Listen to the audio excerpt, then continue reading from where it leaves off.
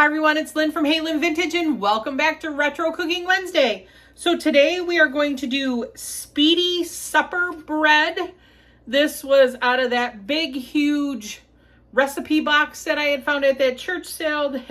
Like I said, it looked like the woman, if you made something and you brought it to a potluck, she wanted your recipe. So this was Rachel Hughes's recipe on Speedy Supper Bread. So let's go through those ingredients. All right, everyone. So the ingredients for our Speedy Supper Bread is a half a teaspoon of salt, a half a teaspoon of sugar, 8 ounces of tomato sauce, 2 tablespoons of onion. So I'm just going to cut up that small onion there. 1 pound of beef. So we are going to brown all this stuff together. Then we're going to make some sort of bread dough. So I needed 1.5 cups of flour. I needed 2 tablespoons of sugar, a teaspoon of salt, 1 packet of yeast, 2 eggs. So they want you to warm the milk. So this is a half a cup of milk, a 1/4 cup of butter. So we're going to melt these two together. Well, melt the butter in the warm milk. And we don't want to get this really hot. And then I just have like a half a teaspoon of Italian seasoning. So let's get started on browning our meat. All right, everyone. So we've got our ground beef browning here. We have our half a teaspoon of salt and our half a teaspoon of sugar. We're going to add that. We're going to add in our onion. I just cut up that whole onion. It said 2 tablespoons. A little bit of onion ain't gonna hurt it. So we just want to make sure that our onions get tender. And our meat is all brown.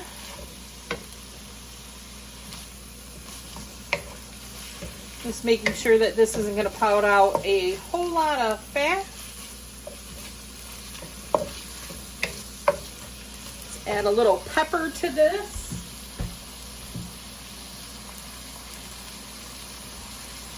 Always fun to use our huge pepper mill.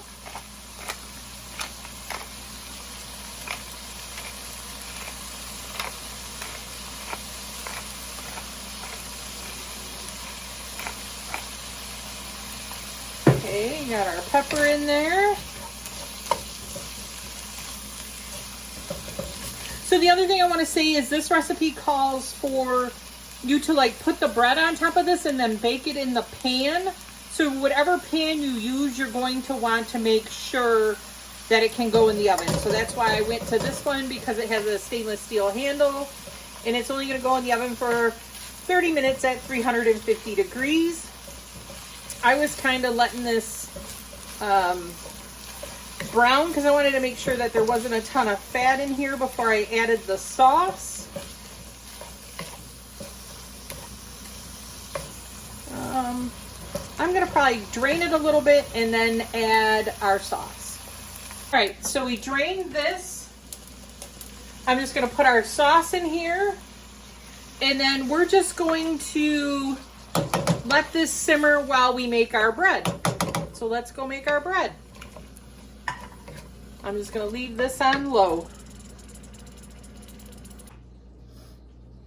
Okay, so the card says to put these ingredients in this order in your mixing bowl. So 1 package of yeast. So we're going to put this in our mixing bowl.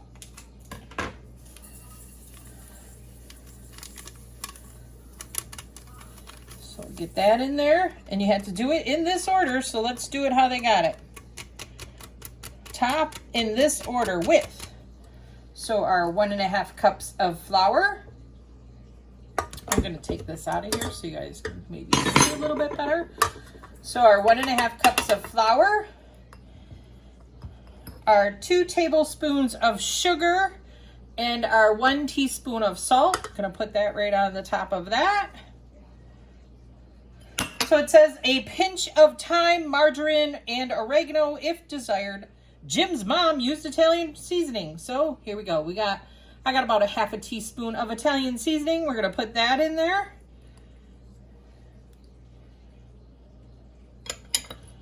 2 eggs.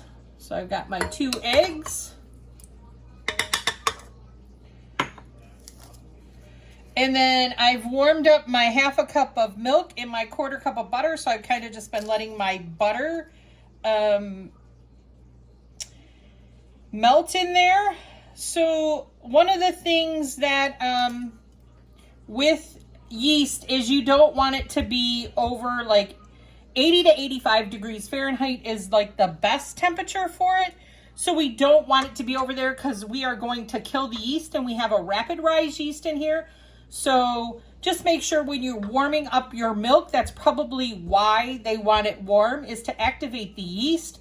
And then you have some sugar in here that will also feed the yeast. So let's dump in our milk.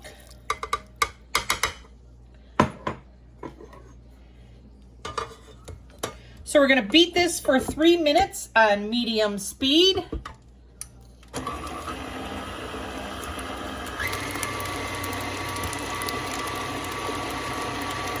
And then we spoon this over our ground beef mixture.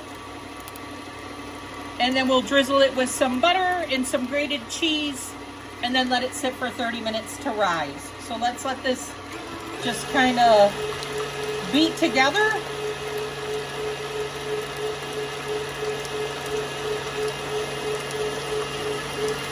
And then I'll come right back.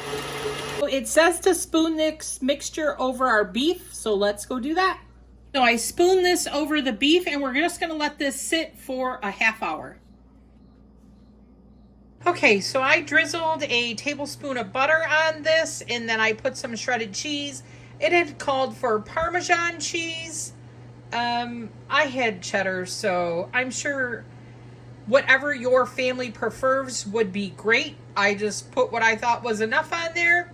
So then this rose for a half hour. So we're going to put it in our preheated 350 degree oven and let it bake for a half hour. All right, everyone. So my thoughts on Speedy Supper Bread. It was pretty good. You know, I like to bring you things that are pretty simple, easy, and you can get it on the table pretty quick. So if you were to add a salad to this, I think it would be really good. You could even change it up because it just had that taste that, like, if you did cornbread, like did the topping with like cornmeal or something, and then did like kidney beans and made more of a chili bottom to it. I mean, you could really probably do different things with this.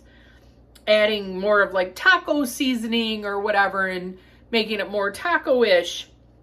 So I think it has a lot of ways that you could do it differently, or even sausage and do like a biscuit top on it.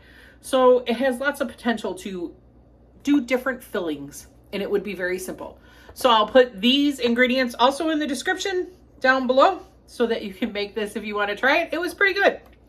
Next week, seeing that fall is upon us, we will be doing something pumpkin. So I have pumpkin bars or pumpkin dessert.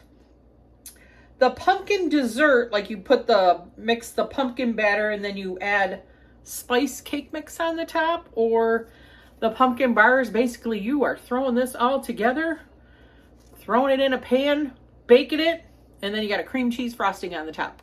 So depending on what items and ingredients we get together, or you can vote pumpkin bars.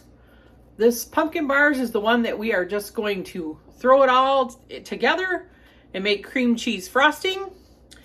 Or pumpkin dessert. Beth gave pumpkin dessert. And that one you pretty much throw that all together. And then you sprinkle spice cake mix on the top. So if you would rather do pumpkin dessert with the spice cake mix or pumpkin bars, let me know in the comments.